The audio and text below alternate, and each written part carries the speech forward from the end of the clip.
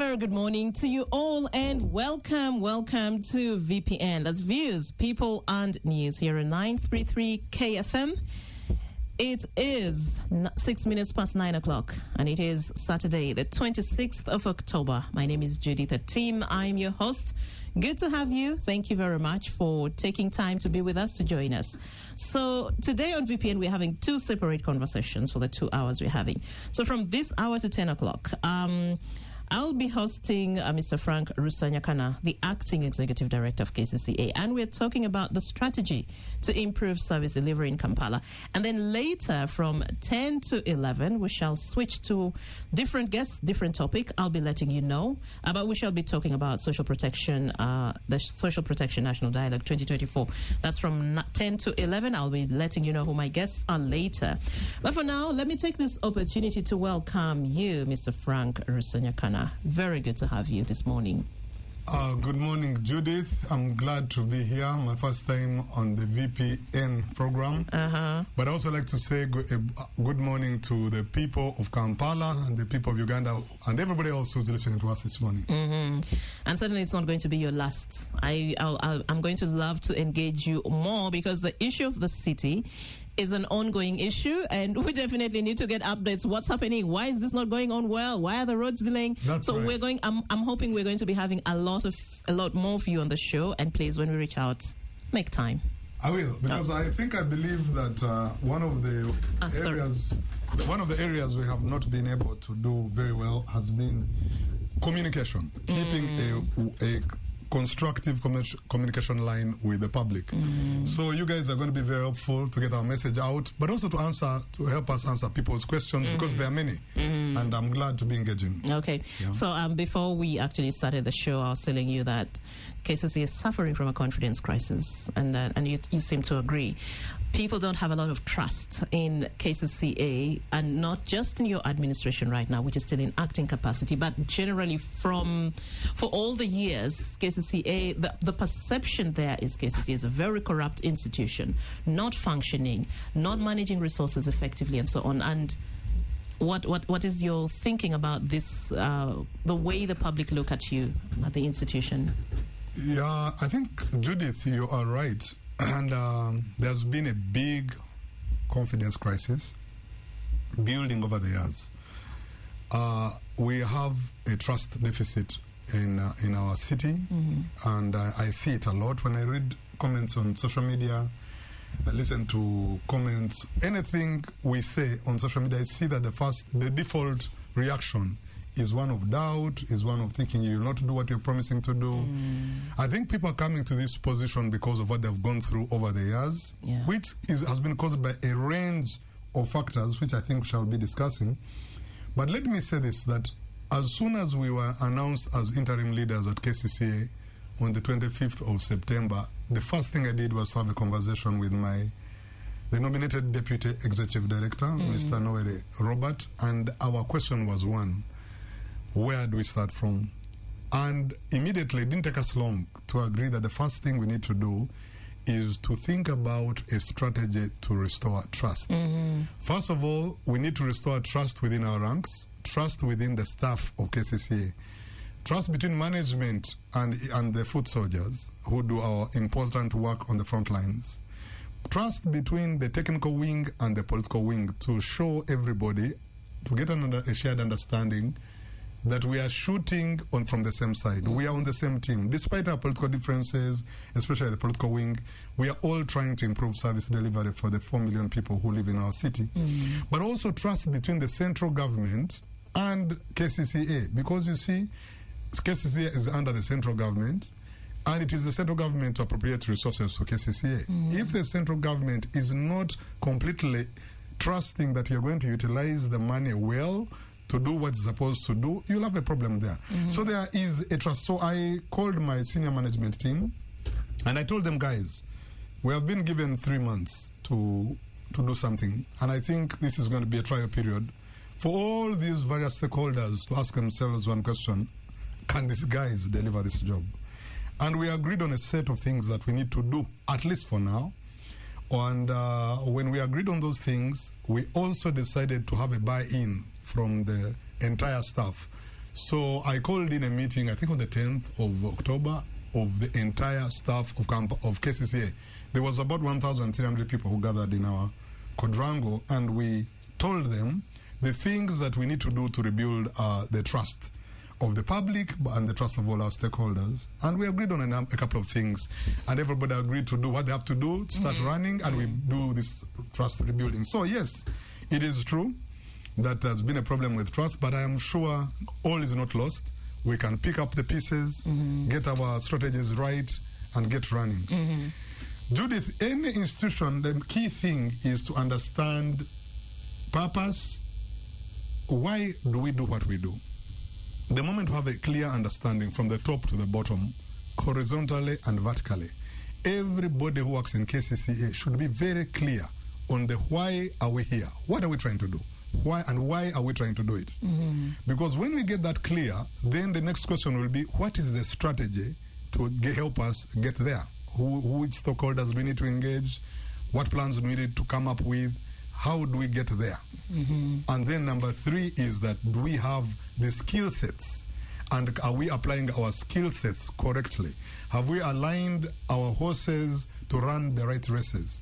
So if we fix that human resource issue, get our operators right, mobilize for more resources, and have a commitment to work as we rebuild trust, I'm sure the basket of problems, which are many, we can begin chipping on them piece by piece, until you empty the basket. Until you get at the bottom of the basket. Thank you. It has been a bit of a long introductory but worthwhile, really worthwhile. And considering that we have just an hour or less, I think it is a good background to this conversation. So you touch on plans for resource mobilization. I know you had a presser yesterday, and I've been seeing the tweets, actually, the posts on X, rather.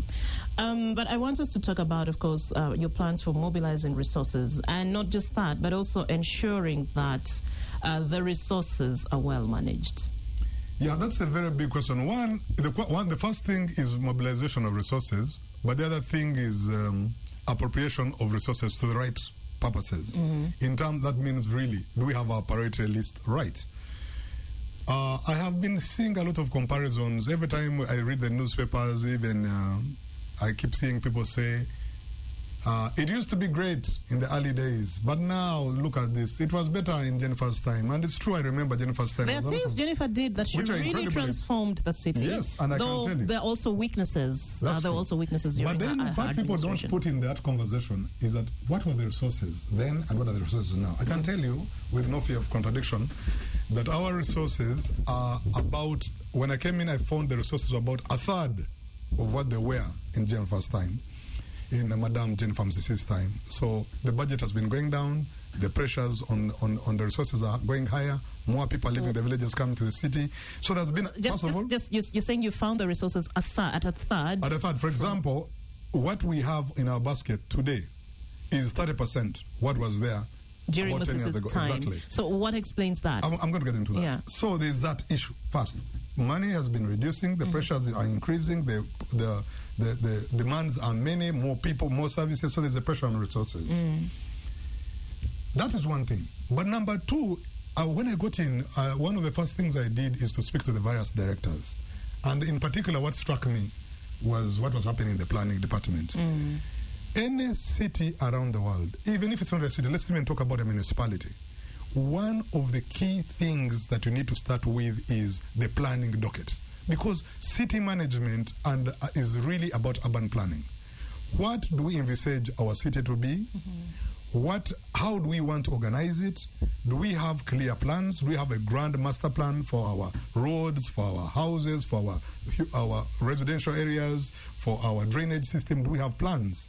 And I was amazed that there's hardly any resources in this area. But the plans do exist. But some of these plans, some areas are not even yet fully planned because there's no money for that. For the planning. So I ask myself, why do we have money for other things and not money for this? Then you find that it's some technicalities in the budgeting process and prioritization and these things. So this is a whole thing that we need to have a look at. And I'm glad that we've got very progressive people in the Ministry of Finance.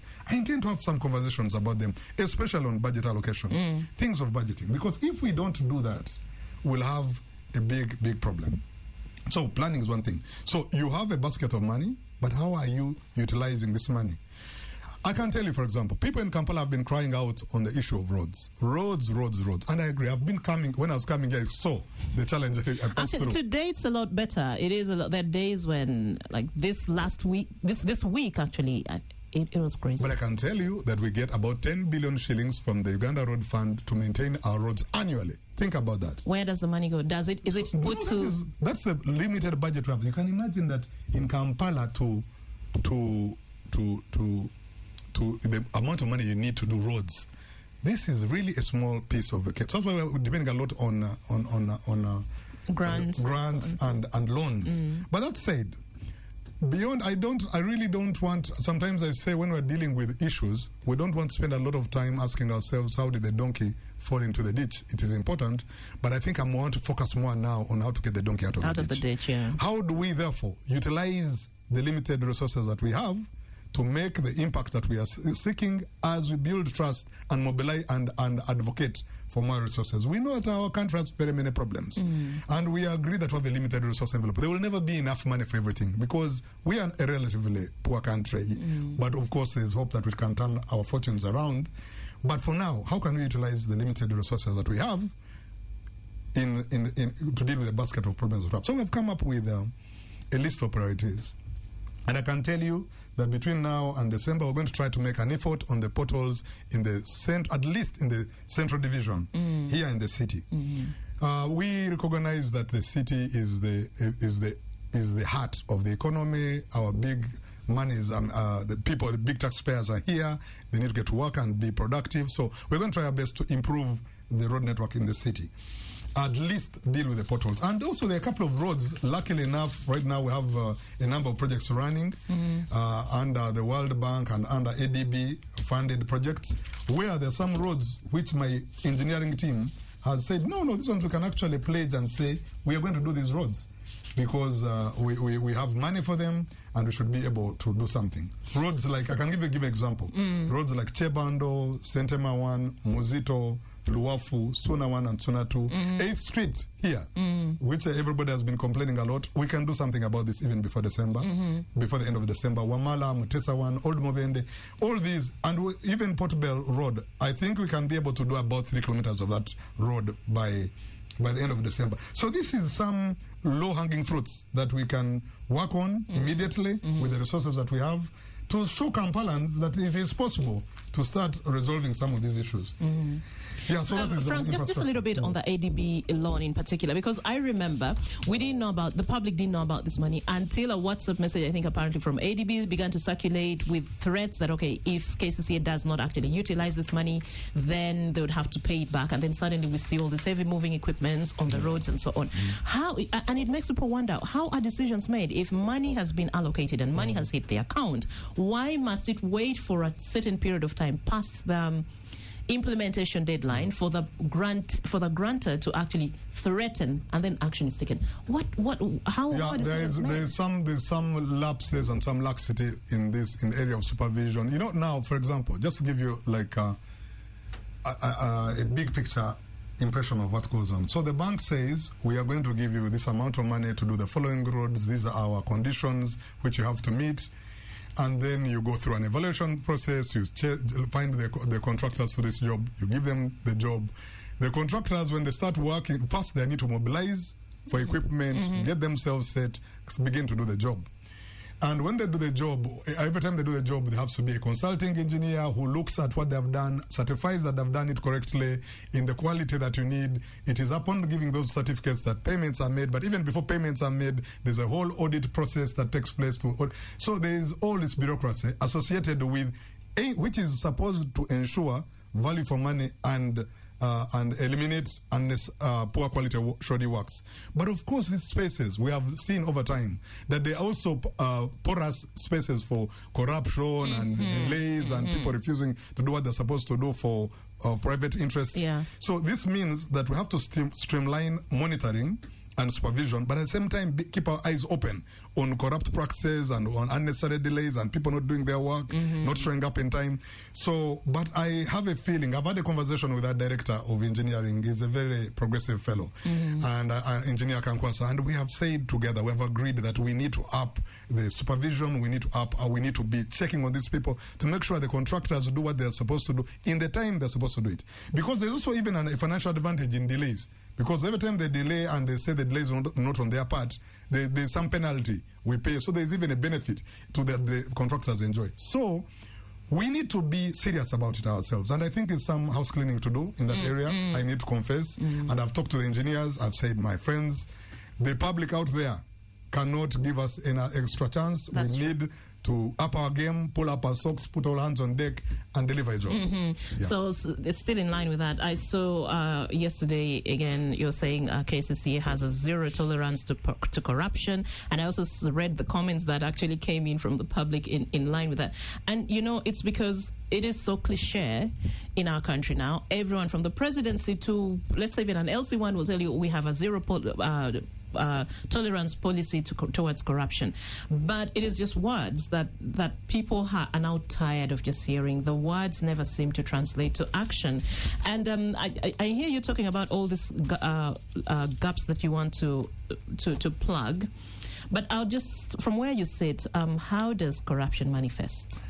Let's say in the roads and other sectors. No, there is in KCC is a service delivery organization. So we are there there's something called speed of business inside the KCCA. People are looking for permits, people are looking for development permission, people are looking to renew leases, people are looking for occupational permits. There's all sorts of things that we keep doing. Now, one of the areas where corruption manifests is in the delay to do what we're supposed to do.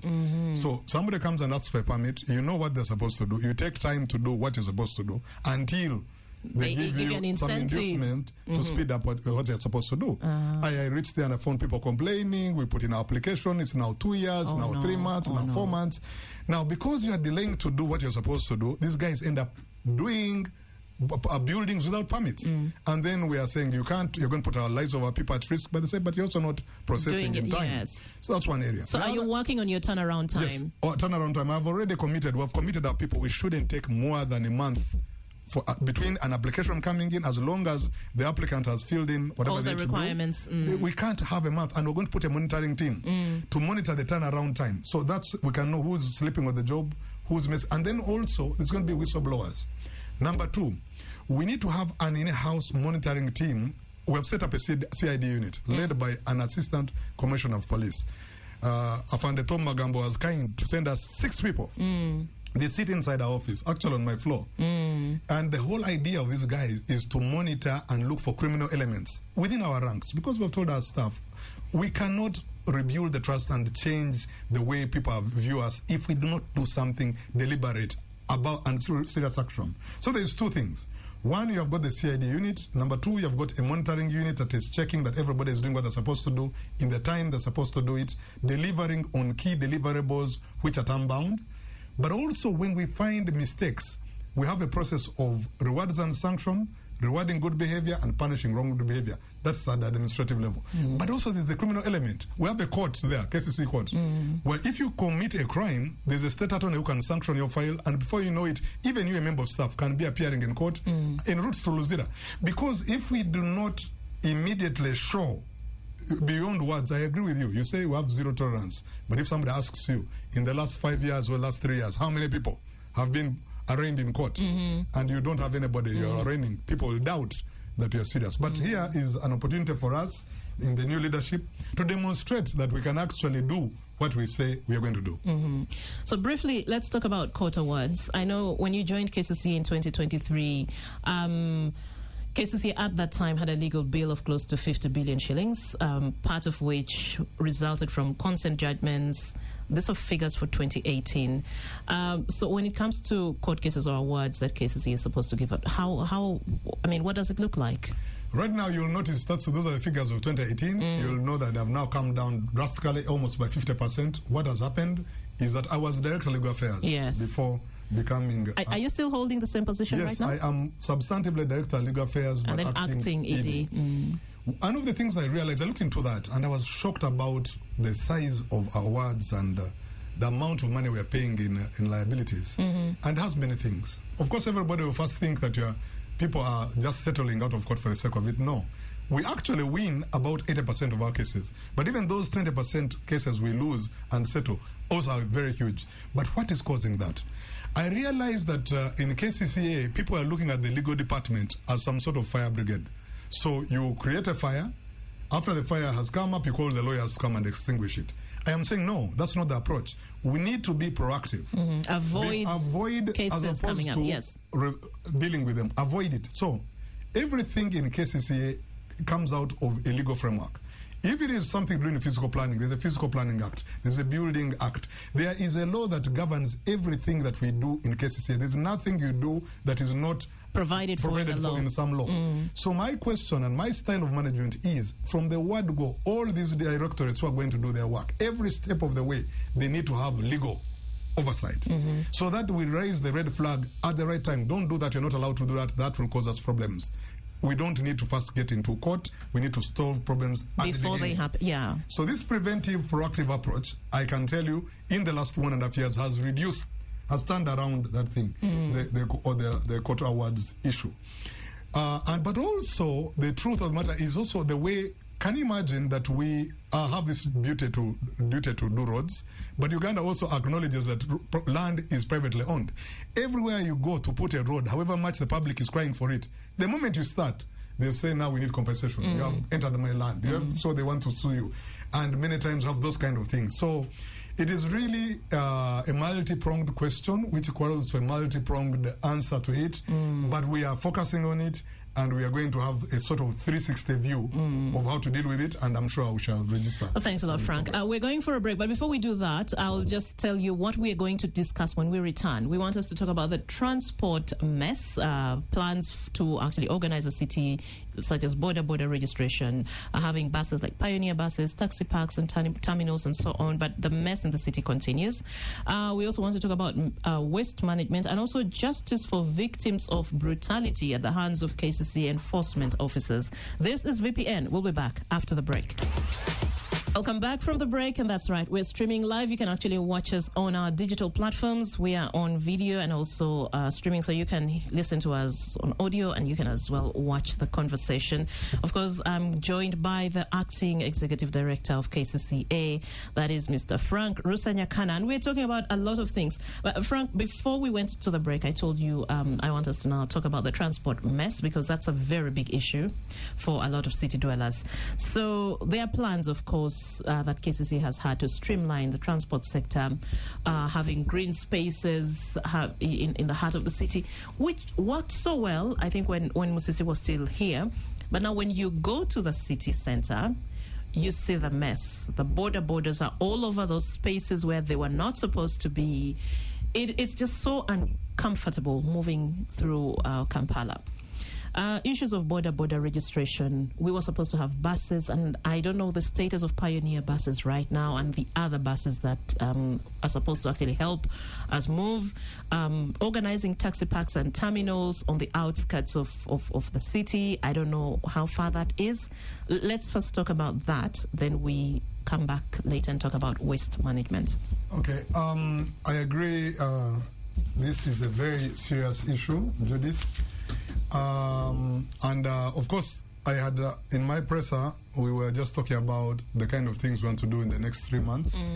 Resolving the traffic challenge of Kampala is not something you can do in 3 months, but definitely you can start with a framework of how you're going to tackle the problem and deal with it. Now, for starters, one of the key causes of our traffic is that you can imagine that in a car you will have 1 to 3 people in a car.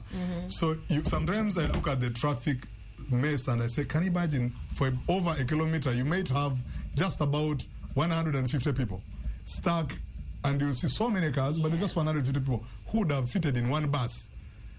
And you see, so the problem is that we lack mass transport. Now, mass transport ideas have come up before. about buses. And as we speak, the president of Uganda guided, and I think it's a concession of a man called Mr. Katabazi with Metro Bus Services. He's supposed to come up with a solution. He has a time frame in which to do it. That time is still running. We are yet to hear how far he's going with it. But I have been already, a number of people have come to my office from Yutong, from different companies, with ideas about mass transport.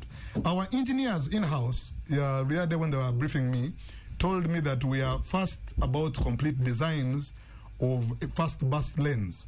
So we expand our roads and create in the middle a bus lane, fast bus lane dedicated just to buses, so that we speed up the speed at which of coming inside the city and getting out.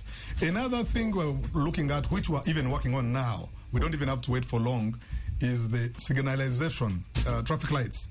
We will be doing signalization of about 27 junctions in the next 6 months. Between now and December, I can promise Kampala that we're going to signalize about 20 junctions. So we won't have traffic police manning those traffic. There may be some for guidance a little bit, but not as it is now. Okay. So it's going to be about 20 junctions signalized by the end of December. This week, it's a commitment that we are making. Now, the elephant in the room, borders. Yesterday, somebody shared a video of a sea of borders, I think, crossing, and said, look at this. They called it Nakawa is interesting at 5 border nation. Now, this borders is going to be a multi-agency, multi-pronged approach, because it has issues of traffic congestion. It also has issues of security. It has issues of livelihoods. It has a variety of issues, and many of them are politically sensitive too. So in as much as we want to solve the traffic issue, there are many other issues that we need to deal with in a cross-cut manner. So this is an issue which I'm a member of the Kampala Regional Security Committee. I know that this issue is high on our agenda there. I know that the Ministry of Works, General Katumba Amala, is doing some good work on this, and we're also doing some good work. We're going to put our heads together. But clearly, one of the first steps is to have regularize the sector. We need to have the registration. We need to have gazetted parking spaces. We need to have numbers. You can't have everybody coming to the city center all the time. So some of these decisions that are going to be taken are going to be painful, because you can imagine if you start making some limitations here and there, there will be all sorts of pushbacks. But I guess that the kind of job that we do, we are going to be expected to take some tough decisions. Because in the interest of order and trade order, and even just safety, I am told if you go to Mulago or Kirudu and you see the number of people with broken limbs because of border borders, it will just shock you. So, yes, in these 3 months, we may not be able to do very big things about this, but at least we can begin with the low-hanging fruits related to this. Things like registration. Now, we are dealing with the leaders. They have a lot of, there are about, I think, 5 border leaderships that are in this city. We have UTOF. These are leaders of Taxi Park. I have seen that in order to find these solutions, we're going to have to use very consultative approaches. So we don't just sit in City Hall, sit in management, and make boardroom decisions. And make boardroom decisions, take them to the mayor, stamp them, and the minister. I think we're going to have to do consultations. Speak to the key stakeholders, the border operators themselves. They are leaders. They are the taxi leaders. The market vendors. The market vendors. And we say together, guys, we need to have an orderly city. Because an orderly city also benefits you. You also need customers to make it to your store. You need customers to get to your shop. Even you border riders, you need the client to come and feel safe to sit on your border and go. So it is in our interest to find a workable way, and through consultations. And let me tell you, it's amazing when you do community engagements about how many ideas can come from people. People who deal with the problem on a daily basis. However, notwithstanding their education levels, they know solutions about how they can come up with solutions that work, because they're thinking about this problem every day. Do you think that is something that has been missing? It has been missing, definitely, and I'm going to intensify it. I have even told my team that one of the areas we are going to do is to promote spaces to accommodate innovation coming from the public. And these spaces don't mean talking only to people in academia and the bright people of this world. Ordinary people, through barazas, through community engagements, through speaking to them in their localities, can come up with solutions. I have been going to Kitezi. I think in the last 1 month I've been there over 7 times more maybe. And I listen to these people, and sometimes I'm amazed about some of the ideas. Simple mamas in these places just give me to reduce their plight and to mitigate. So I can tell you that we will be intentional about listening to people and listen to feedback, not just to tell them what we want them to do, but also to hear from them how we can improve the story in their places. So, yeah, the traffic issue is a mess. It is true. It is a big challenge. It is a challenge for all of us.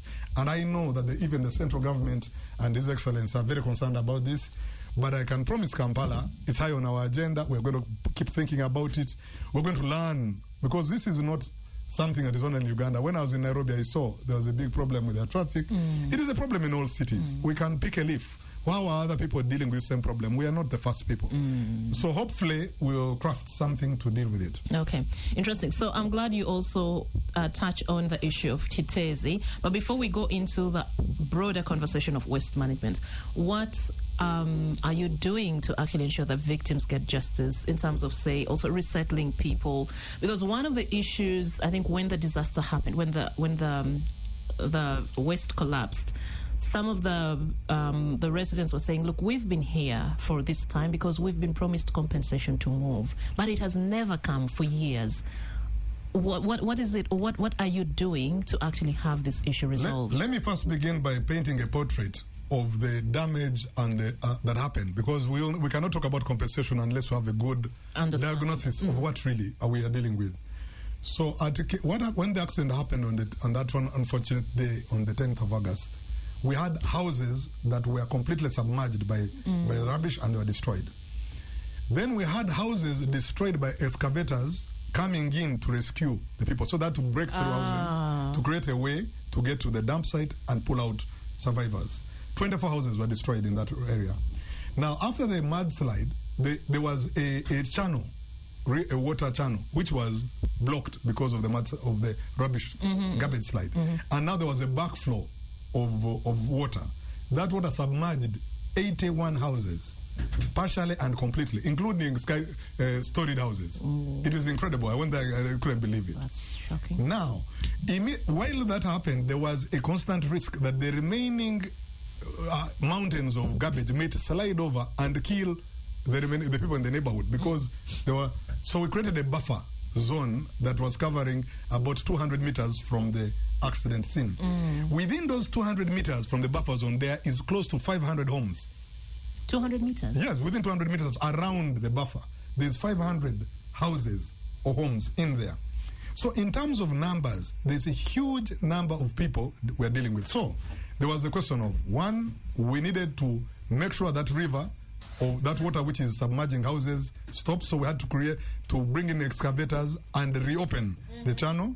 It took us about 3 weeks with about 13 or 14 excavators to do that. Luckily enough, we've been able to break through. So houses are the ones which are submerged are now beginning to resurface. Number two, we had to deal with accommodation for those whose houses are completely submerged. So that is the story we hear of the 2 million shillings, find somewhere to rent, as we begin the processes of evaluation of your property which was lost, and the processes of coming up with evaluation and eventually compensation. But government is committed to the compensation. Now there's a question of the people in the buffer zone. They're saying rubbish is not falling, never fell on us. Why are you telling us to leave? We're saying, man, it's dangerous. Yeah, this mountain might fall on you. They're saying we need money to give us money before we can go, because we need to rent. How are we leaving our houses? And there's also a lack of trust, because they're saying, if you're going to bring down the mountain of rubbish, you're bringing investors to deal with this mountain, why are you telling us to leave our houses? Because if the mountain goes, then it's a safe place to live. Why do I have to live? But of course, the scientists are saying the mountain is just one aspect of the garbage problem. There's something called leachate. Leachate is a liquid that comes out of this garbage. Yeah. It's a very, very dangerous liquid. It needs to go through a lot of treatment for it to because it's seeping through, it's going into the water bodies. It can be very, very dangerous. Now, our experts have told us that these people, the scientists, are saying that leachate leakage can even continue for 25 years. It's not a small matter. So we are now in the process of decommissioning Kitezi. Where luckily enough, the president has guided us. We have found a good guy who can do this job because he's done it. He has about 20 plants in Ghana and in 15 other African countries. He has shown us the proof of concept. So to first decommission Kitezi and make it less dangerous for the neighborhood, you need people out. We need people out. Then we need to take those people somewhere. So we have land in Dundu. We're saying those of you who prefer to build for you low-cost houses or to give you an alternative space, there is that option. Those of you who don't want to go and you want money instead, there's option of compensation. But even before we compensate you, we need to go through a scientific evaluation process. And those things take time. I understand the impatience of somebody who has suffered this big problem. They want the solution tomorrow.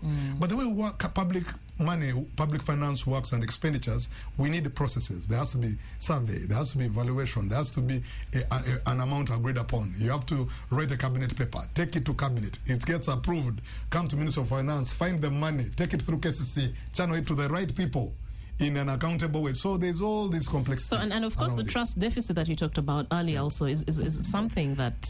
And Judith, another thing which I need to say, while we're dealing with all those things, we had the problem of accumulating rubbish that is happening while we're dealing with that. In the city. Because every day you're producing, the wonderful city of Kampala produces 2,500 tons of rubbish, of garbage every day.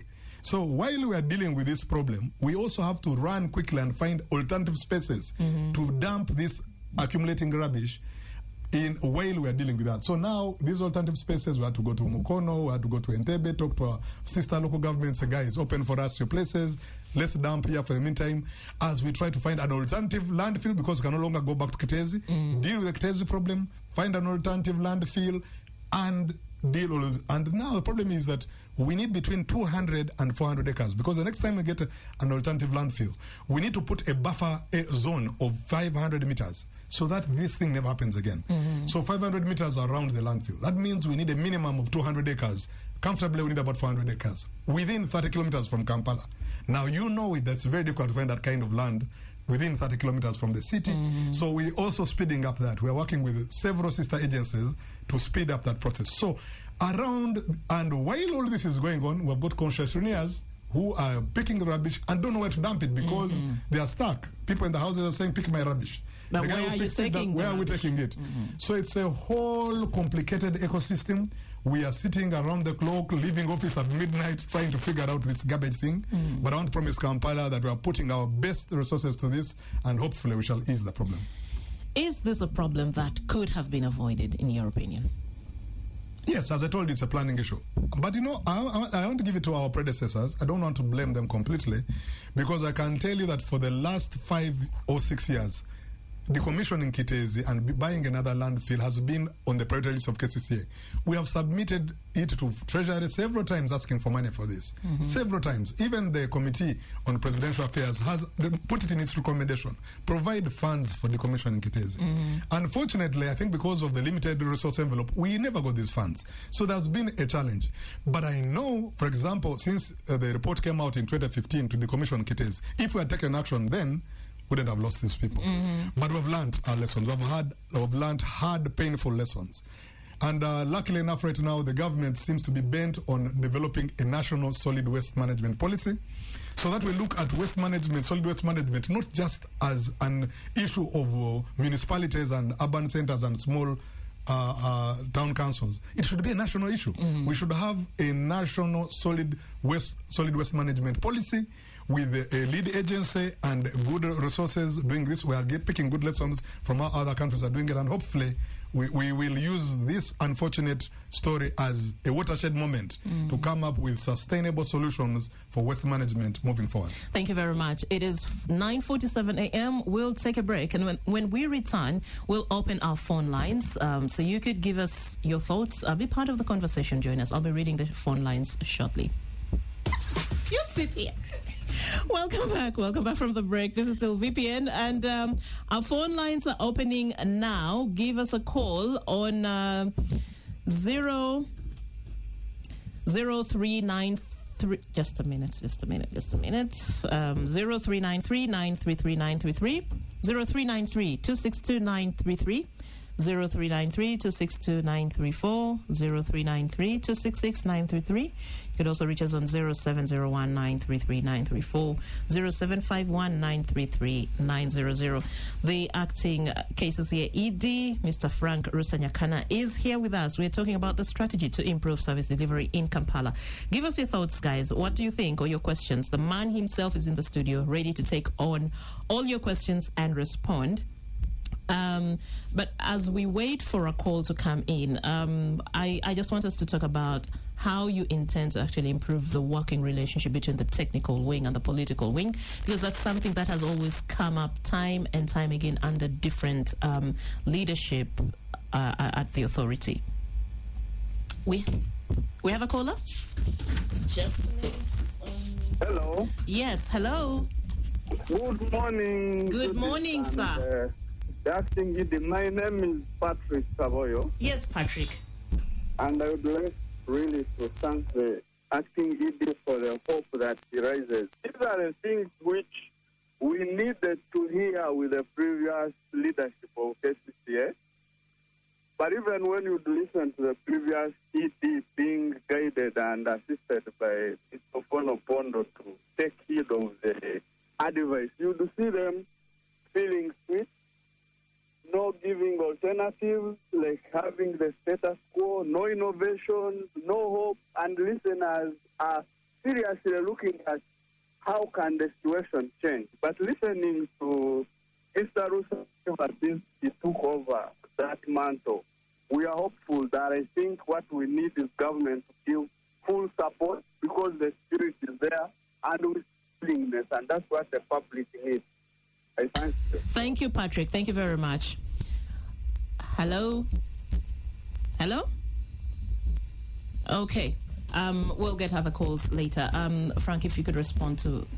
Stephen is telling me there's another caller. Sorry. Hello? Good morning. Good morning. Thank you, KFM, for bringing someone from KCCA. Could you please raise your voice? I can't hear you so well. Thank you for bringing someone from KCCA. Thank you. Know who I'm talking to? You're talking to Sam. Now, we want to agree. I want to agree with that man that surely KCCA, I don't know, these ones who have come in, whether they will do something, but we are fed up with KCCA, surely. Personally, I'm not happy with KCCA. There are some roads really that you see that KCCA, this is something small. You need to work on it, and especially you look at roads which are in that area. You pass in that area, you people. You always pass there. And these are KCCA roads. Really, there is like swimming pools there. Do you people move around town?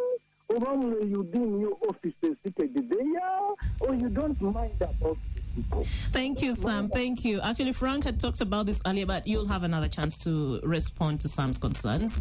I think we don't have much time, so we'll just stop with those two calls. Frank, if you could just respond to Patrick and Sam. First of all, I'd like to thank Patrick Kaboyo for the very kind comments and his sense of hope in arising out of my message. I agree with Patrick that one of the things that we need to do is to listen to the people. Listening, we have to listen. There's no question about it. We don't have all the answers. We have to listen, but we also have to tell the people about our challenges. So basically, it's simply saying, let's open up the conversation, let's listen to the people, let's take feedback constructively and act. Sam is telling a story, everybody is saying, the frustrations around roads. It is true. I've just passed there, I told you. When I was coming here, so I said, oh my goodness. But I can get, on these roads here, let me give a promise. I've told you 8th Street. You can quote me on this and said I said it at Monitor. 8th Street, we are going to deal with that road. At least by December, we should have an answer for that 8th Street. And we are going to up the speed. We're going to work around the clock. We are going to work even on weekends. We need you guys to see that something is being done, but we'll try our best. We understand the inconvenience. Thank you. Thank you very much. There's a comment, I think, coming in. Okay. Actually, Stephen has given us a little more time, up to 10:04, and then we'll take a break. So the other issue I had talked about, of course, the working relationship between the technical wing and the political wing. How are you planning to actually improve that? So that, I mean, everyone knows that you are working for one goal and it's not us versus them kind of thing. It is true that KCC has a very complex governance matrix. That's a fact. We have 2 ministers, 2 Lord Mayors, 5 division mayors, 5 town clerks, 12 directors, 470 councillors, 9 MPs. And I mean, all these people are stakeholders. They all have a role to play. So we want one KCC Act. So one of the things is to understand how does every role interplay with the other. People want respect, people want to be listened to, people want to play their roles and to be respected. As ED, I'm in the center of trying to manage these relations. And you know, in my previous life, before I became ED, I used to be the executive secretary of IPOD, which was the Interparty Organization for Dialogue. So maneuvering diverse political interests and complexities has been my area. I even sometimes think that maybe that's the reason why the appointing authorities thought I could bring that to the table. Yeah. So far we have not had a big problem. Obviously, there will always be tensions because of the politics. Politics by its very nature is contentious. To think that one day we shall have smooth politics that's an idea. We're all marching, singing Kumbaya may not happen. But at least the common denominator for all of us Stephen is says service we delivery. Have a caller. Okay. Yes. Let's listen to the caller. Caller. Hello. Hello. Hello. Do we have this person on? Hello. Yes.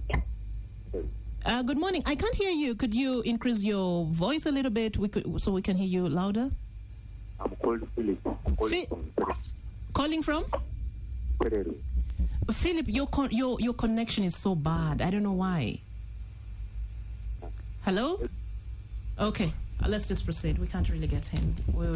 He could probably try. So basically, because we're running out of time, I just want to say, because let me use the last minute or two just to talk about this issue of trust, because that's the most key thing.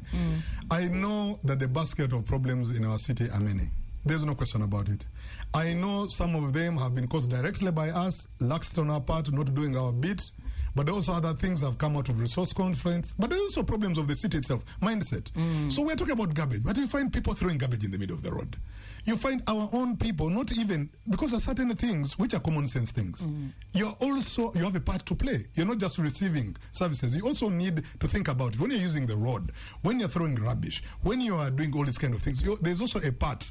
So when we come to enforce, people complain, you're being too hard on us. But also you can make it easier by being cooperative, because this city belongs to all of us. So you should ask yourself, as a responsible citizen who wants Kampala to be beautiful, are my actions or omissions contributing to that dream? As KCC does its part, you also do your part. Let us love our city and let's make our city great again, because we can. Yeah. That's interesting. And then also the other thing is the work culture.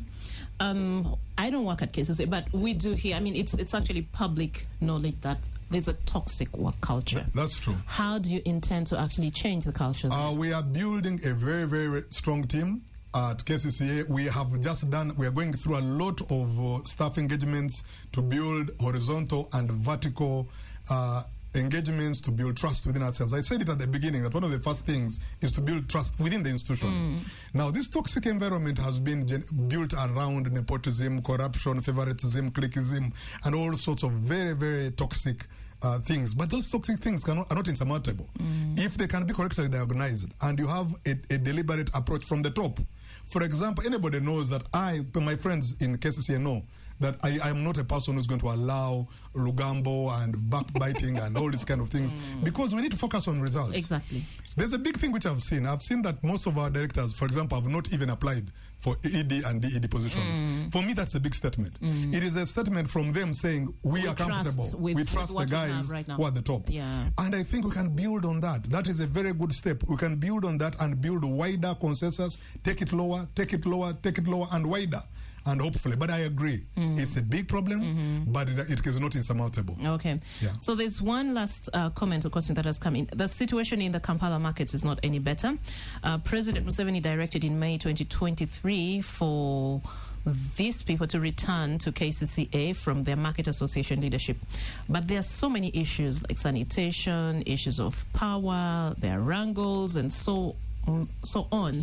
How are you dealing with Judith, this? I need to tell you on the question of markets. I was in a meeting speaking to some people, and I told them, when you talk about markets, you don't even need to give me a day, or you need to give me a retreat for a weekend. It's unbelievable. The issues are so many in those markets. But well, the good thing now, we have the Markets Act 2023, which was passed and assented to by the President. As you're speaking, the market regulations that are coming out soon. And there is a pressure from all angles to resolve these issues.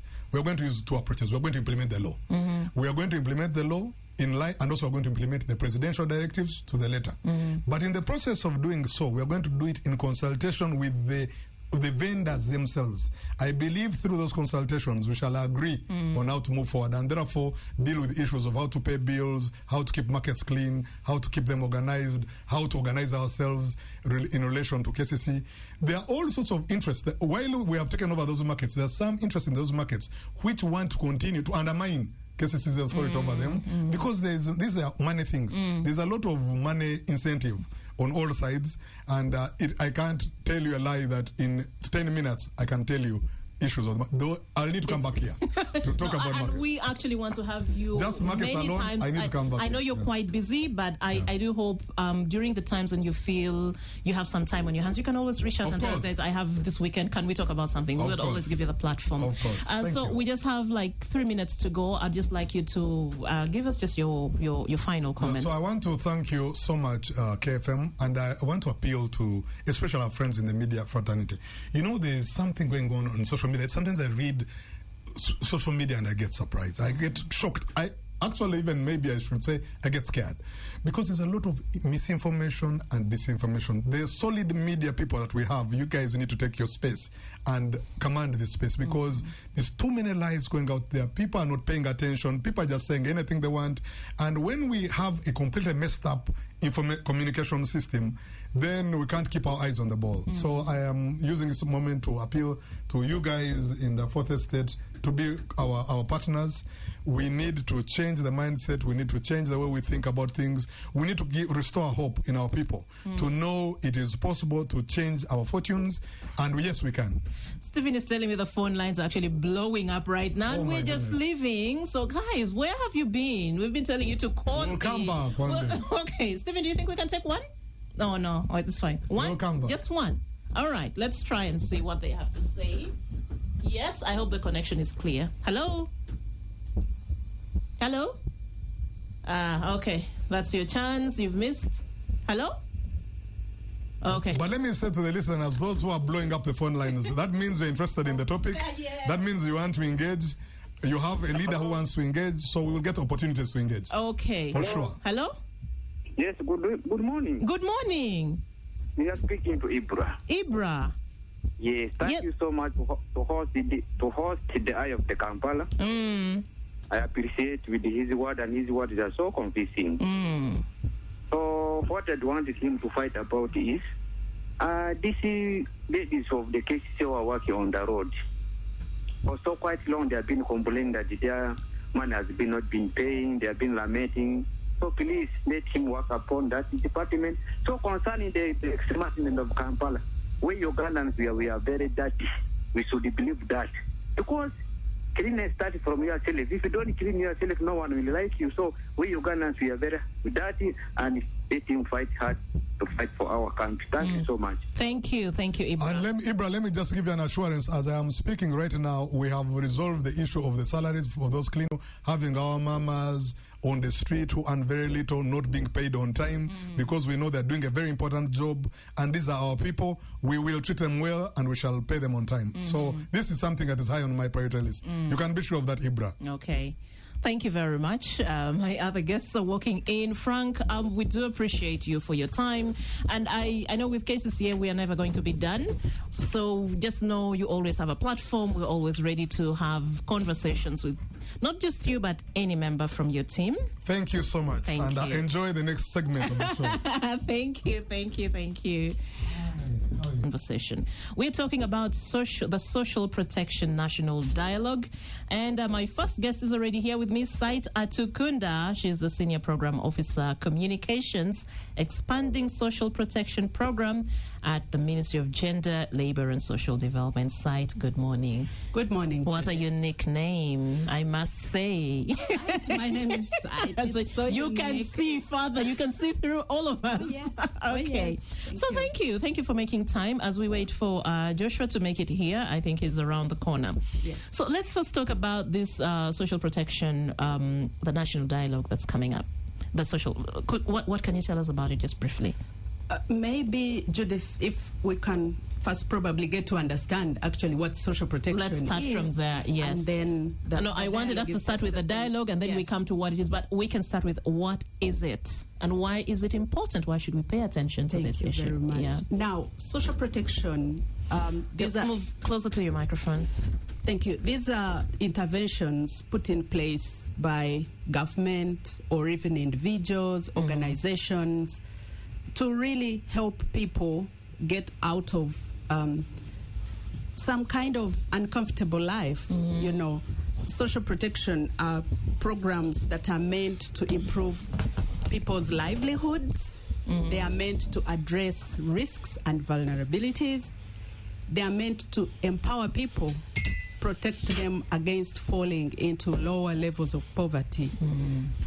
We have a national social protection policy in place as government, and it explains social protection in two, pillars, through two pillars. And the first pillar is the social security, where we have contributory and non-contributory schemes. Contributory, that's where we have NSSF, we have, public service pension scheme and the like. But also the non-contributory now is the direct cash transfers, for example, that we do give out to the elderly. Yes. And then the other pillar basically deals with the social care and support services, where we have issues to do with rehabilitation of marginalized persons, the care and support that we need to give to our maybe children, persons with disabilities, rehabilitation of our street children, all that social care and support that is meant to empower those persons to be able to live dignified and normal lives. And contribute to society in one way or another. Social protection goes beyond the cash transfers that you hear us giving out, maybe to the elderly or to the persons with disabilities. It has all sorts of things to do with the health care, the improvement on wages for workers, and because everyone, by the way, is vulnerable. We are all at a point where we can easily fall into vulnerability, even a loss of a job. You can be getting out and get an accident and all of a sudden you're disabled and you need social protection. So social protection is for everyone.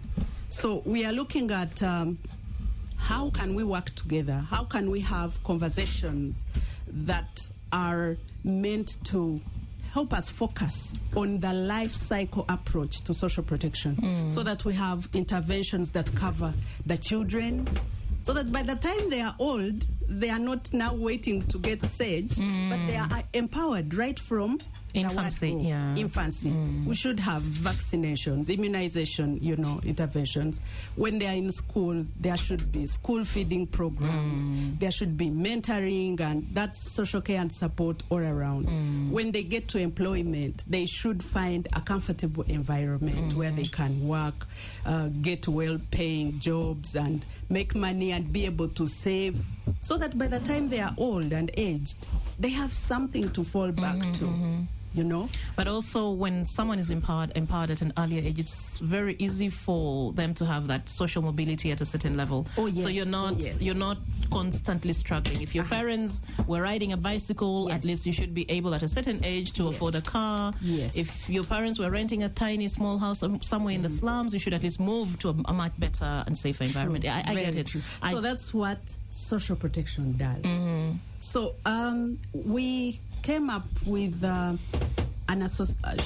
platform of social protection. It's called the community of practice for social protection, Okay. which really does not focus on anybody particularly dealing with social protection implementation. We have a number of individuals and organizations that we came together with and said, look here, we need to advance these conversations through other various platforms to amplify the voice that social protection really is the thing for Uganda.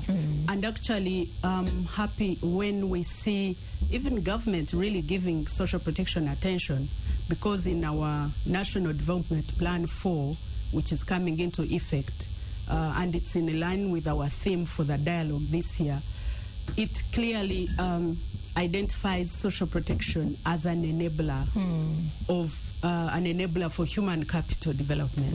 If we are really to empower our communities, empower our people, we need to look at that life cycle approach to social protection. So it gives us the joy that now we have attention of government, we have attention of policymakers to see that social protection is really embedded in all that government does, in all that other development partners and other agencies do to empower our people. Okay. Thank you very much, Said.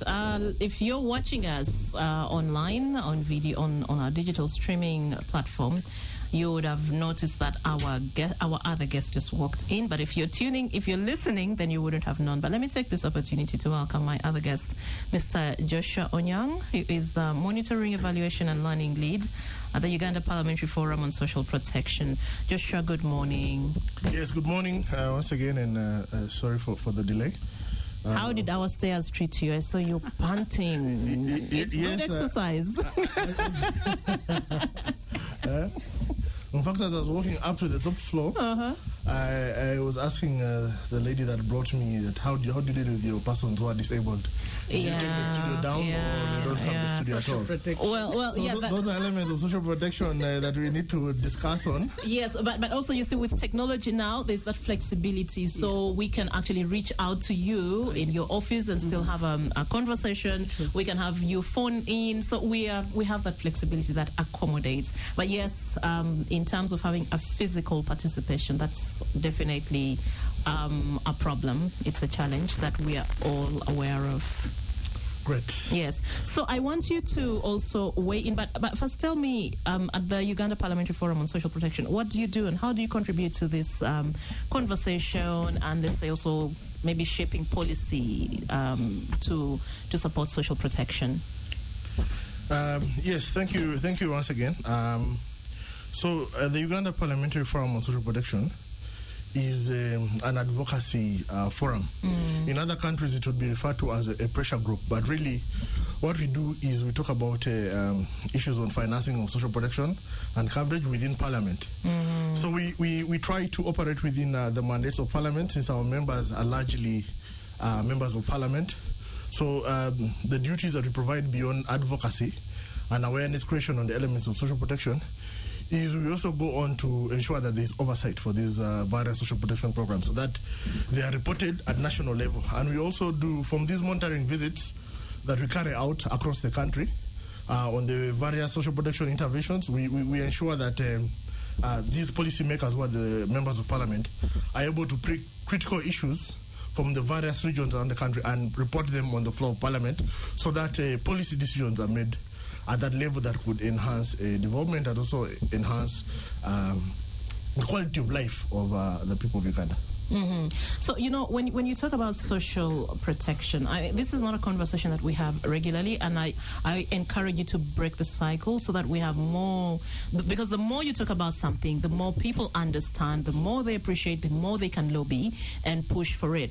But, and when you talk about social protection, normally, the first thing that comes to mind is SAGE, the Social Assistance Grant for the Elderly. I think that has been the most marketed social protection program that we have as a country. And then it becomes also hard to understand. So what are you guys doing in terms of pushing for policy to cover all the other groups that you've talked about? I don't know if you would go first, Said, or we get back to Joshua.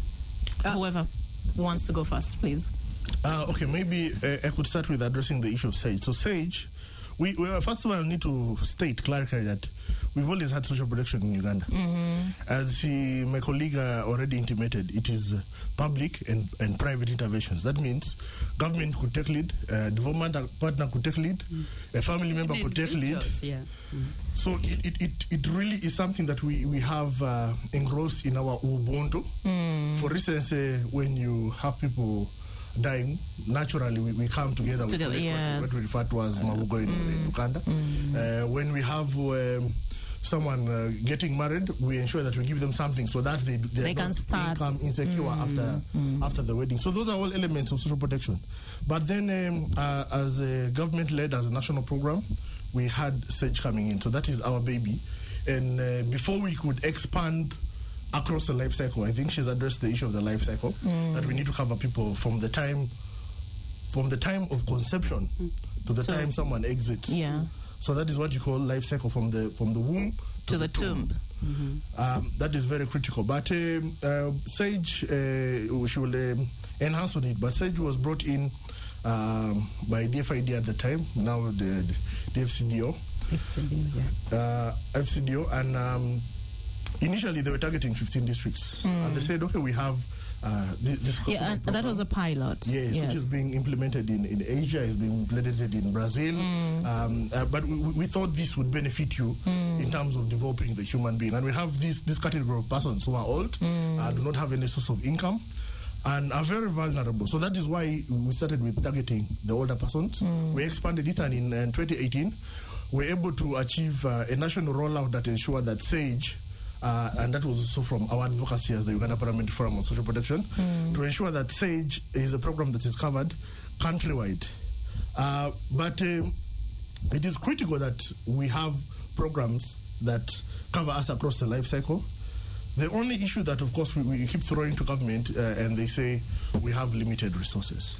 So we ask ourselves, what is limited? We prioritize the people of Uganda, or we think development is only infrastructure. So those are some of the debates that we try to debunk during the Social Protection Month. That is why we are here in studio discussing this, so that people can have an enhanced understanding of what social protection is and how it benefits even the person who thinks they are secure. So that is why we're here today. Okay. But I don't want us to have this conversation only when we have the Social Protection Month. Sure. Can we have this? That is true. I want us to have this more regularly. It's the same thing I was telling Frank, that we need to have more conversations about cases here and so on.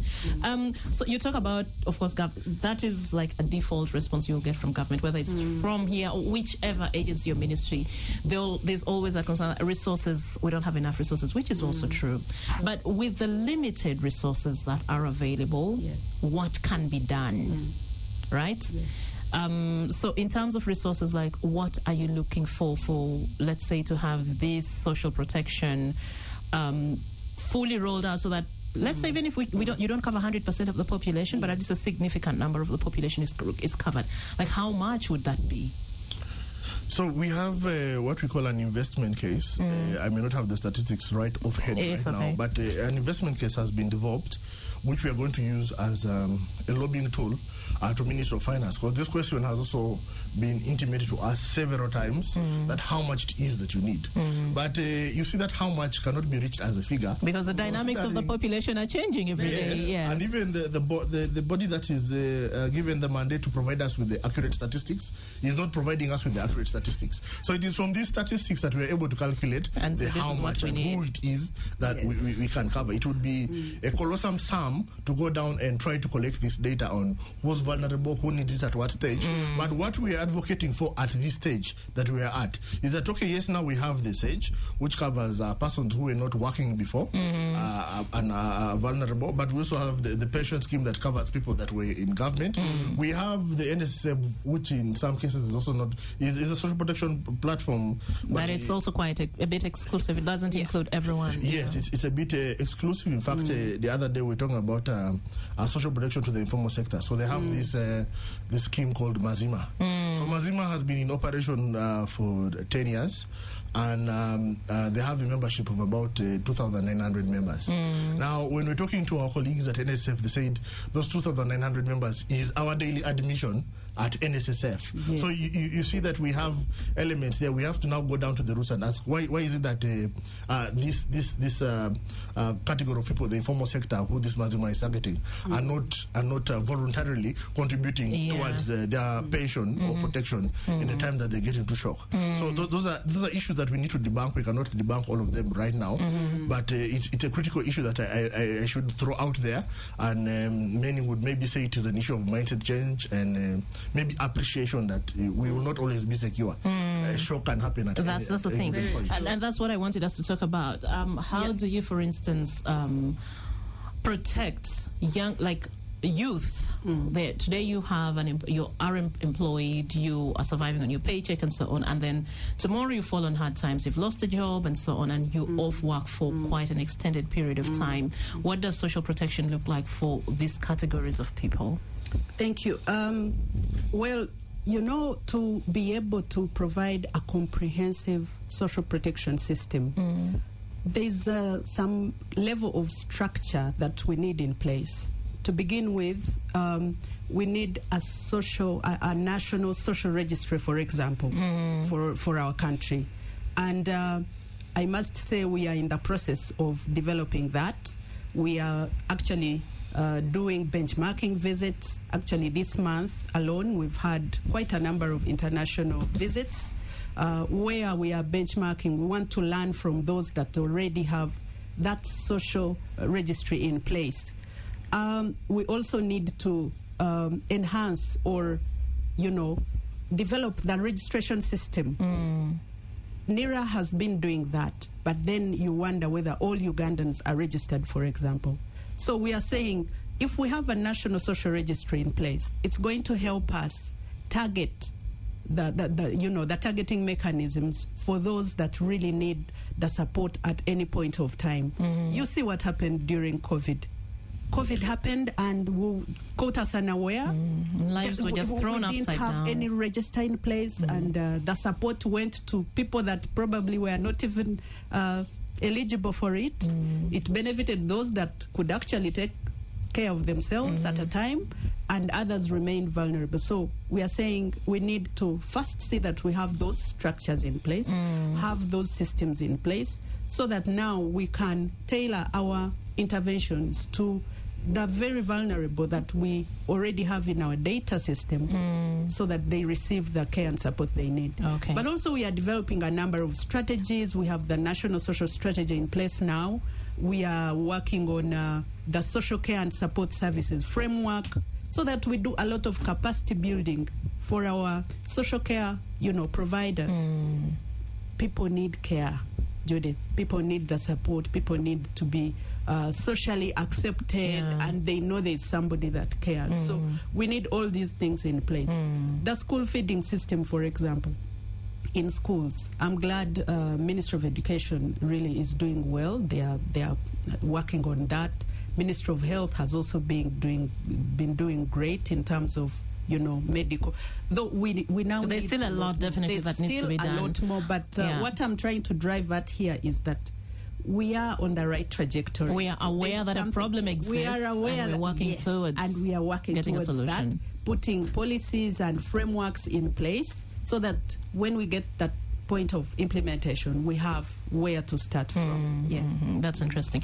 So, because sometimes when we talk about these concepts, human capital development, and there are all these indices to show figures and so on, to an ordinary person that becomes too academic or too elitist of sort. But I'd just like us to break it down for an ordinary person. What is human capital? Why is it important? And how are we performing as a country compared to other countries which we aspire to be like? Joshua? So yes, when you talk about human capital development, yes, it sounds too elitist, but when you bring it down to the ordinary sense of it, is This is just trying to develop a holistic human being. So as a human being, what is it that you need to make you develop to become a productive human being to the country? So when you go down to the nitty-gritty of it, one thing that is important is you need to be healthy. That is very important. And so with that, if I just may break down the element of healthy, within social protection, it is important that a child is covered in their first 1,000 days, made sure that they have nutritious, dense foods, because if they do not have that at that stage, what happens is their brains do not develop properly. So you will have what we refer to as stunting. Yeah. Yes. So when someone is stunted, it means we've had cases where people go to school and they are slightly slower than their colleagues. Many times people attribute it to genetics, but sometimes it's feeding and the environment. It comes down to the care that was provided to them at that critical stage that they needed. If the right foods were not given to this person, that brain did not develop properly. Secondly, when you talk about human capital development, what makes you somebody of value in society or in the country? Your education. It is important that we provide the right education. We have very, very, very low education completion rates. If you look at the statistics that show you the people that go into enter into primary school vis-a-vis those going to secondary school and then tertiary institutions. It is very appalling at how many people will drop out at primary level.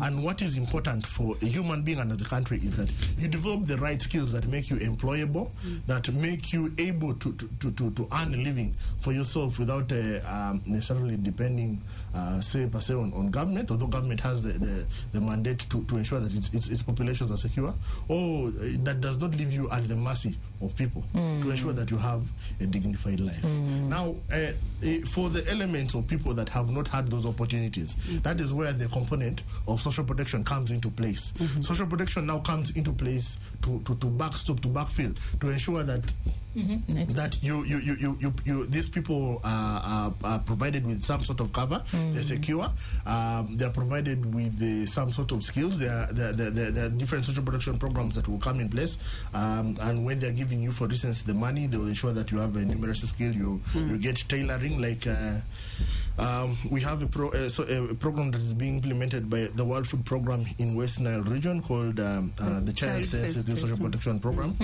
that has various components. It provides cash to these mothers to ensure that they are able to protect their children. It provides nutrition to ensure that the elements of stunting and anemia are low. But also it has a savings component. They train people on how to save and how to invest. They take them through different skills that they will need to survive as a holistic human being. So in general, if I'm to summatively say it, human capital will have education, health, and social protection as the core components to ensure that development takes place. Okay, thank you. So my producer Stephen is showing me that it's time for us to take a break. But when we come back, I would like us, of course, to talk about, well, how much we have done as a country in terms of promoting social protection, and also now to focus on the national dialogue, what it is, why it's important, and so many others. We'll take a break. This is Welcome back. This is VPN 10:36 a.m. You're still tuned to 933 KFM, and you can actually stream and watch us live. We are streaming on www.kfm.co.ug. You can also tune in on your stereo, 933 KFM. So we're still talking about Social Protection National Dialogue 2024, but also broadly about social protection as a matter of interest to us.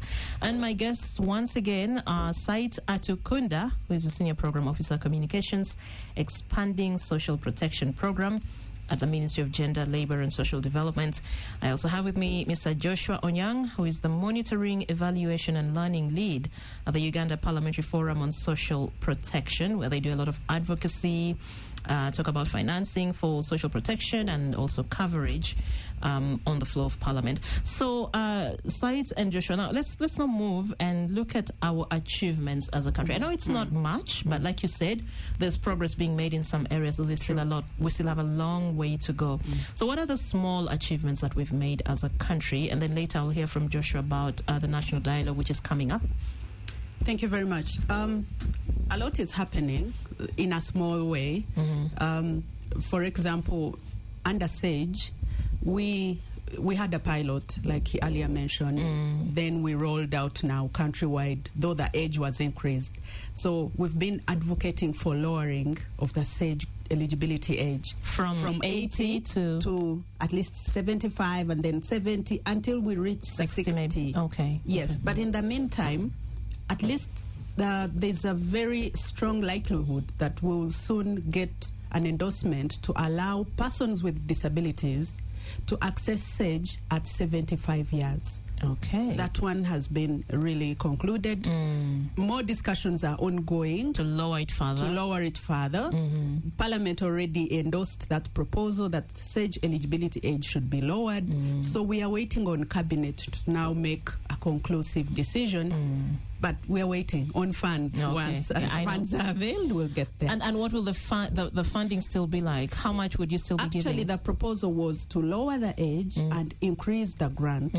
So we are likely to have either above 30,000, maybe 30,000 or 35 or 50. But those were the conversations.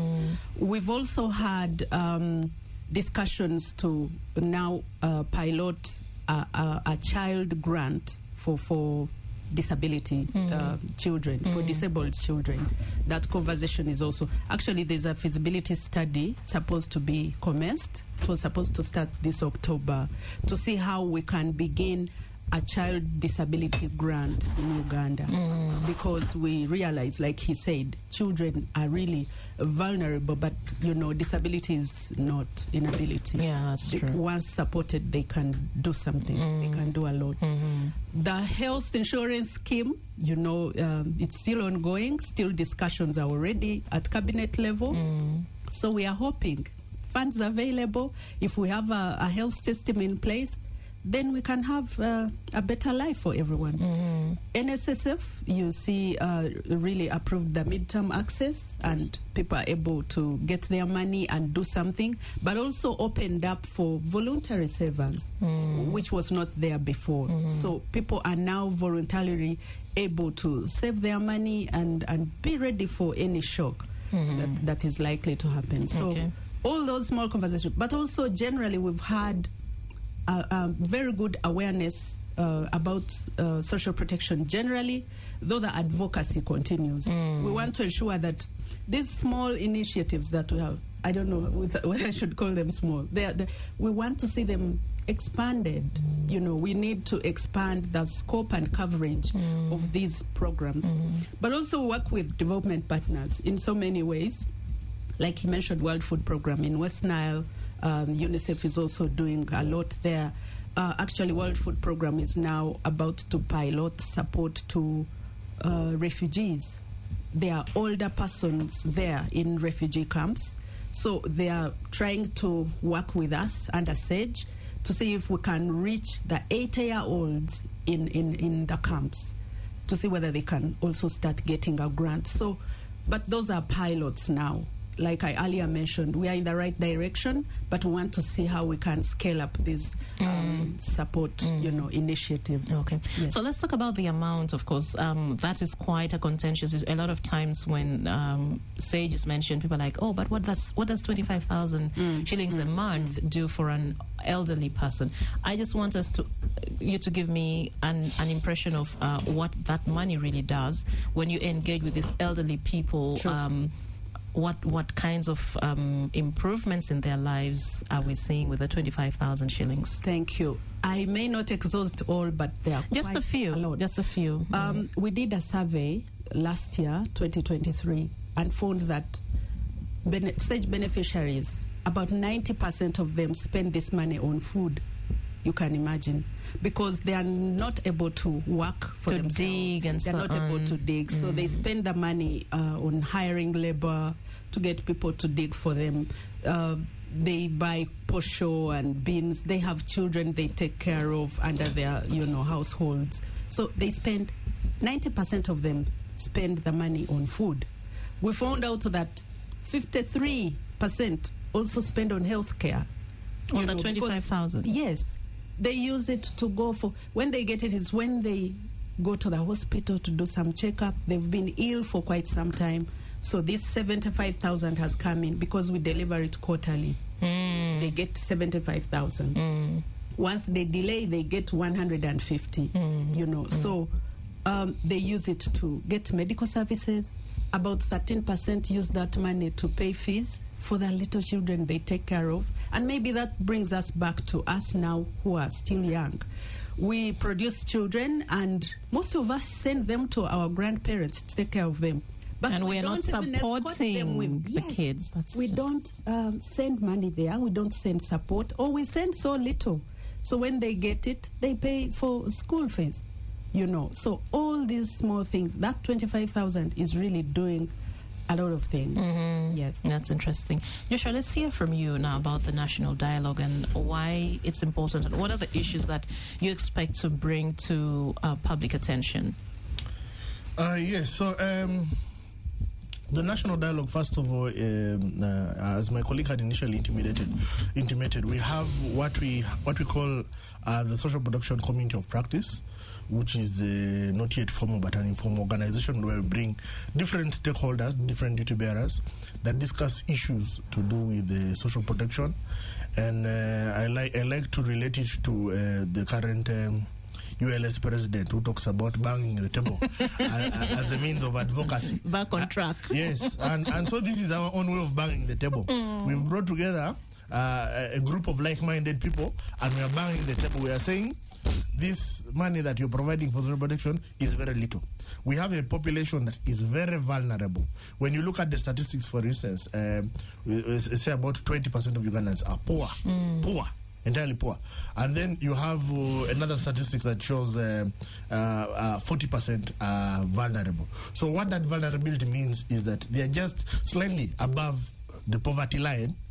Any form of shock, a small shock, will send them down to the 20%. So summatively, you would say about 60% of Ugandans are very vulnerable, in need of social protection. So in this social protection month, we come together as a social protection community of practice, different duty bearers, different persons with interest in social protection, and we bring government, we bring leadership of government. Like this time, I think we shall be inviting the vice president to listen in on these issues of social protection. We had also wanted to have the speaker, the deputy speaker, who is our patron. So it is important that these national level-headed persons come and listen to these issues of social protection. So within this month, what we are doing is we are showcasing different social protection interventions. We go to interventions maybe that are happening in West Nile, interventions that are happening in Karamoja, that are happening in the south of the country. We visit these different places. They have different demographic dynamics, but there are lessons that can be picked from the different interventions that are being implemented there. So this is one, to improve on our implementation of social protection, but two, to also ensure that we are cohesive in making this drive for social protection. So this, so far what we have done is we've had radio talk shows. We've had radio talk shows in West Nile. Today we are having a radio talk show here in Kampala. We've had press conferences severally. We also have international level persons that are coming to visit to also learn from what it is that we're implementing in Uganda, but they will also be able to give us lessons on what it is that they're implementing in their different countries, so that we can pick on that and improve on our programs here, and also show government and other partners how it is important that social protection is provided to every Ugandan across the life cycle. That's interesting. I still want us to continue with that. So it seems there's a lot that is being done in West Nile, of course, through WFP and maybe other partners. Do we have similar partners working within other regions in the country, or for now it's still much of the support is in West Nile?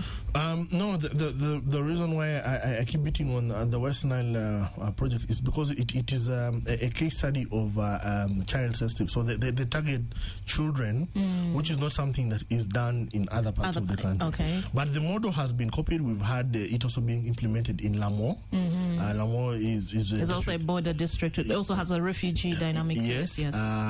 But this is being expanded. So we have the partners are discussing something what to call the Integrated Social Protection Program, which really is going to expand the coverage beyond just West Nile. They'll be targeting Karamoja and also other regions. So this is as a result of this monitoring and learning visits. We've taken the lessons from this 5-year project that was implemented in West Nile and said this was good. These are the dividends that came out of it.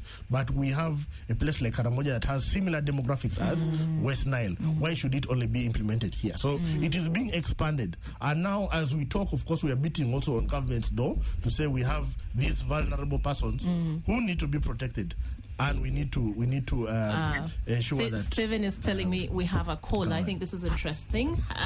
Just a minute, caller. Just give me 1 minute. Good morning. This is Juma from Busi. Yes, Juma. Thank you for serving the nation. Thank you for being part of the struggle. I mean, this NSSF also sometimes is not all that transparency. Sorry? The NSSF. NSSF can come publicly, announce very big luxurious houses. Those are for NSSF. What? But someone who is like a security guard, who is by age still young, yes, but the rate of the party within home state of these personnel is too regrettable. How about you create some initiative? Someone can get loan within his own or her account within NSSF, such that everyone can enjoy that. Okay, as I'm waiting for my 55 years, at least my life has been changed with NSSF. That's my prayer. Thanks. Thank you, Juma. Let's just. That's a comment about NSSF. I wish we also had them here. Yeah. More caller? Okay, fine. We're continuing with the conversation. Yeah, you can respond to Juma's comment. Yes, Juma, thank you for calling in. And yes, what you're saying is a very critical issue, that someone can get insecure before the time when NSSF releases this money. But what is happening is under the voluntary savings scheme. The voluntary savings scheme, there are some amendments that are being done to ensure that there is flexibility in terms of how people receive their money. And really, this is largely targeting the informal sector or persons that are below a certain income group. I cannot give you more details on that because I'm not the minister, but I just want to give you some hope to know that the amendments that are being put in place to address some of these issues. Thank you. Thanks, Joshua. Yes, let's hear from you now. Said. Yes, what else do you want to add about the national dialogue? I just want to say that he has talked about the people we are expecting to have these conversations with and all. But largely for me is to put our minds together. It's a reflection platform where we all need to have honest conversations. Ministry of Finance, government, members of parliament, development partners, and everyone, to see how far we can take the sector of social protection forward. Because like this caller has just mentioned, Juma, housing, all those are the issues of social protection. So we want to see, yes, government is doing something, developing strategies to see how to bring the informal sector on board because there's no social protection cover for them right now. We want to see how they can be, economically secure through the interventions that we are hoping to initiate. Okay, that's interesting.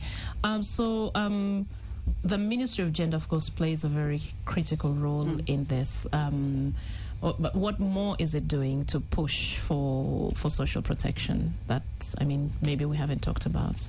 I think I earlier mentioned about the policy, the legal framework, and all those guidelines that we are doing and we are putting in place. For every, informal sector, the children, the persons with disabilities. The other day we were creating awareness about the white cane for the blind persons. Yes. We had a press conference at the Uganda Media Center. So we are trying to see that there's attention on every other category of any vulnerable person in our communities.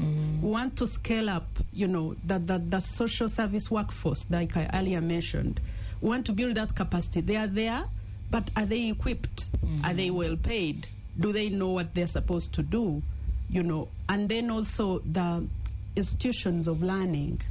There's an element of, we have very few people, that's doctors are called, gerontologists for older persons? Gerontologists have few, but also there's another category of doctors. I mean, those who are experts in issues of aging, issues of, there are very few. So actually conversations were that, can institutions open up so that we have people taking up these courses so that we have more qualified people, more doctors to deal with the issues of vulnerability. Yeah, so that's those are some of the things we are doing. Joshua, when you were talking about human capital development and the issue of stunting in our children and how it affects their brain, I was also thinking about the world where we are right now. This is a fourth industrial revolution, a time that it's innovation that's driving a lot of things, technology, innovation, and so on. So when we have a good percentage of our young children suffering, having or being already handicapped at this this very early age in life,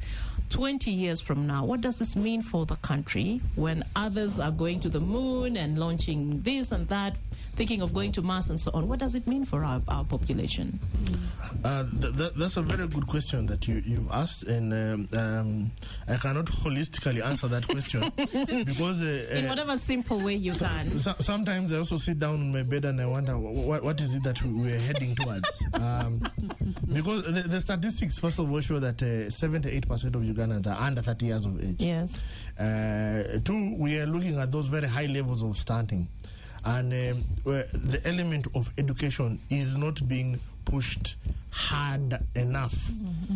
The education is not being skilled to the level that they are able to adopt these different technologies that that are coming up day by day. The AIs are going to wipe out so many jobs, are going to render so many people useless. In fact, organizations have already started streamlining because there are certain jobs that ChatGPT, for instance, would do and wouldn't need you as a person to do. So we're in a very critical stage, but all we can do right now is preach the gospel. For those who have not yet been affected, ensure that the children are given the right foods at critical stages, ensure that the girl child is kept in school, ensure that people, the education retention levels are high, so that when someone is educated, they are adaptable, they're able to adapt to the constant changes that are happening with the world. And these are the skills that are really going to make us competitive on the world market. Otherwise, we shall remain at the tail end, relying on aid and relying on policies that are not made by us but are made for us from elsewhere. So these are critical issues that we need to discuss right now and bang the table. Thank you very much. We just have like 2 minutes to go, and I just want you both to wind up. Sight, your last words as we come to a close of this conversation. Thank you very much. Like I earlier said, the issue of social protection cannot be underestimated or overemphasized. We need social protection. We need to be deliberate in terms of our programming and also provision of these resources.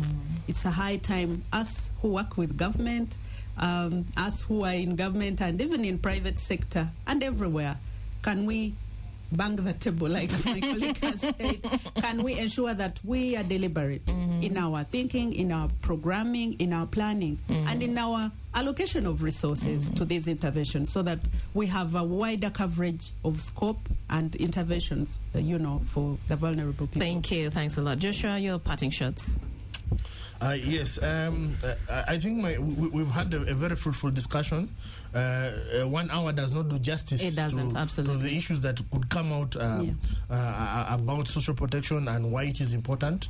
But we've tried to address some of the critical issues that we have, the hanging fruits, the low-hanging fruits, we've pulled them off. Now I would like to call for the different stakeholders that have been invited for the Social Protection National Dialogue, which is going to take place on the 29th of October, which will be a Tuesday. Next week. Next week. I will not say the venue on air, but whoever They know. received an email. You don't want us you to know, gate crash. You know the venue. And it will be a high-level discussion where we'll come and showcase different social protection programs. This, of course, is brought to us by the different partners. We have government, we have the Uganda Parliamentary Forum, we have ILO, we have World Food Program, we have Irish Aid, and different UNICEF and different partners that I've not mentioned. Okay. But we will also have online participation. We will also have We'll share online the participation link to that ensure that KFM can give our people. Yes. Okay. Yes. Thank you very much, Joshua. Thank you, Said. It's been a pleasure having you talking about the Social Protection National Dialogue 2024, which is scheduled for next Tuesday. We do hope to have this conversation again after the dialogue, perhaps. Yes. But we need to have more regular talks around this just to create the awareness and let people buy into why this is important. My name is Judith Atim. This is VPN. We'll be back next Saturday, same time, different topics, maybe same guests, I don't know. But see you then. Have yourselves a wonderful weekend for now.